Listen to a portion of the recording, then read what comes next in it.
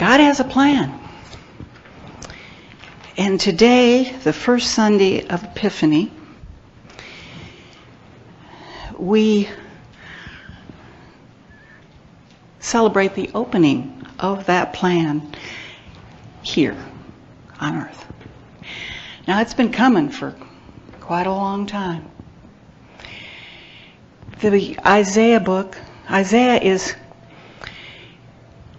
telling us about the servant that God is sending. The servant that will change everything. The servant that will establish salvation, our salvation on this earth.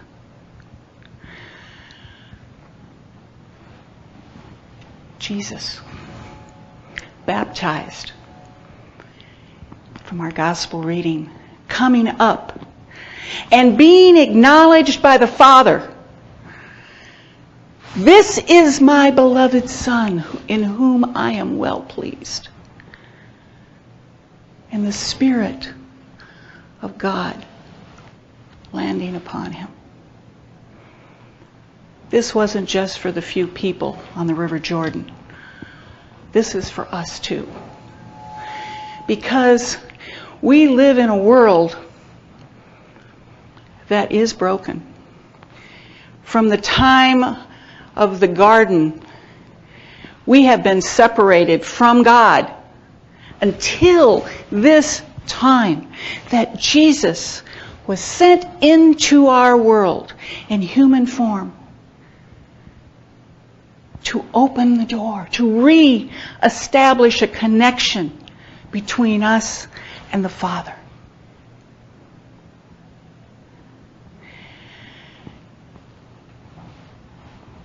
Should be easy, right? No.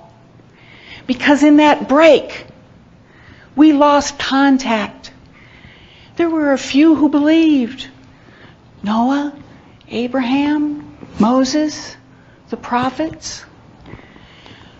But the world in general sought its own way.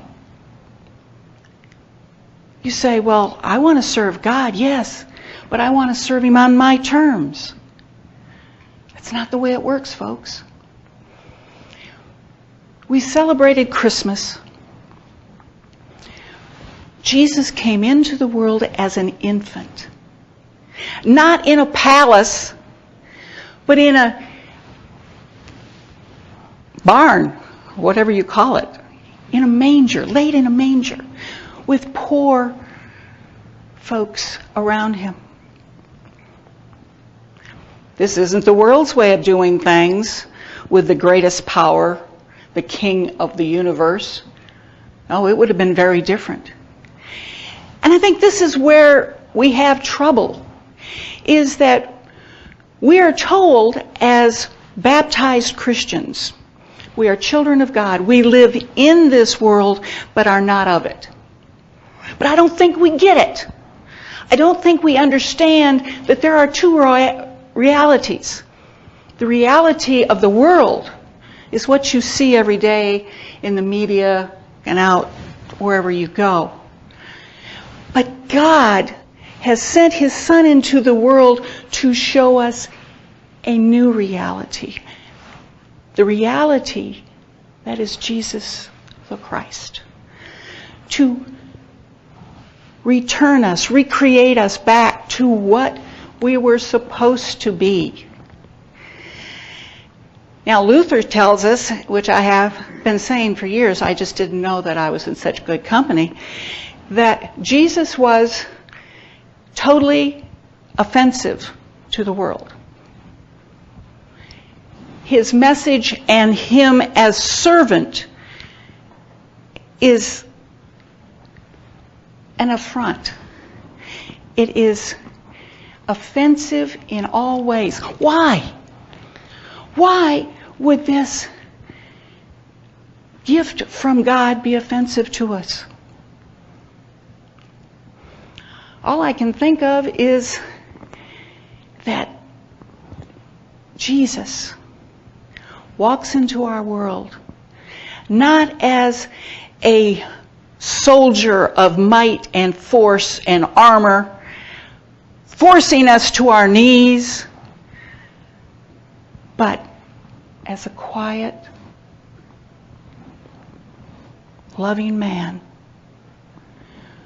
who heals where he goes, who speaks justice and love and teaches us to be who we were intended to be in the first place. He is offensive because when we look at him, we realize how far we have fallen. We don't even recognize at times.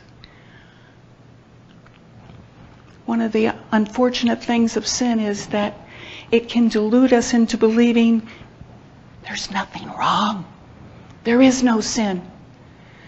But when we come face to face with Jesus, we realize how really, really bad off we are. But he comes in not to shake his finger in our faces and point this out to us. He comes in with open arms and love to wrap us in his compassion. We're told that this servant that the Father has sent into the world comes empowered with a mission to reset the world, but not by force. No military tanks, no soldiers and great armies, but with love and compassion and endurance and caring. Not one reed will be broken. Not one tiny wick that is flickering will be knocked out. He comes caring for all, loving all, wanting all to come home. His way is different than the world's. And as children of God, he calls us to his way of doing things, of loving and being compassionate and hearing what the other person is saying. We live in a world today, if you don't agree, you're wrong and I'm right, and guns and knives come out. It's a horror. The reality of horror is all I can think of. Christ calls us to something greater, much greater. He calls us to be gentle in times that everyone else is being everything but. He calls us to this, and Paul, when asked, Jesus came at the baptism, and we're told that the skies opened up and God came down. This is my son. Do we hear that? Do we remember that this is God's son? We need to hear him. We need to take him seriously.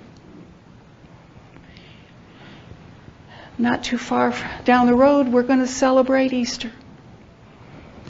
And there's going to be another tearing.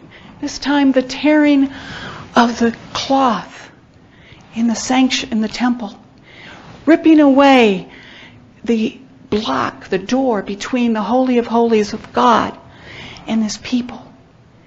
Jesus came for that reason, to reconnect God's people, his creation, to himself. Well, this king, this one who's going to change the world, how does he do it? He does it by dying? That doesn't sound like a very good idea as far as humans are concerned. Human wisdom and Christ are totally at far points from each other. We cannot use human wisdom and understand Jesus.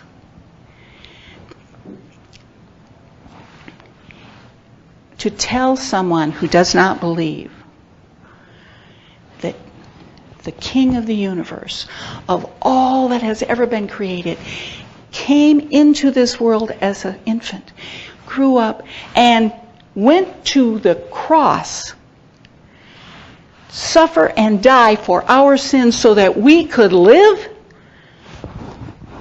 That's totally absurd. Why would we believe it? If you don't believe, it is absurd. It makes no sense. But if you believe, it is a gift from heaven. A gift that we could never have otherwise.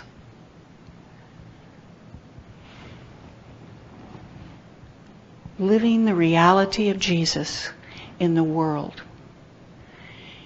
is something that we have to take on daily.